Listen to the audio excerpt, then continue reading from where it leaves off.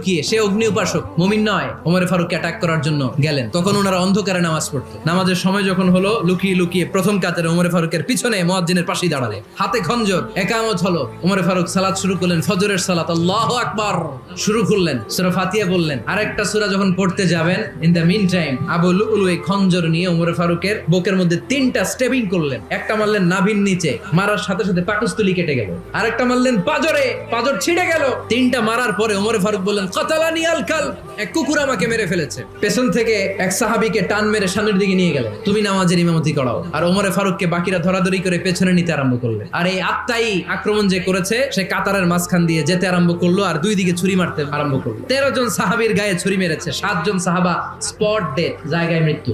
এই ভয়ঙ্কর অবস্থা দেখে এক সাহাবী বুরনুস, এক ধরনের জুব্বা আছে মাথাওয়ালা, অনেকে জ্যাকেট পরছেন না এরকম মাথাওয়ালা, লম্বা জুব্বা আছে, আরবরা শীতে পরে মাথাওয়ালা, এই মাথাওয়ালা জুব্বা বের করে এক সাহাবী জালের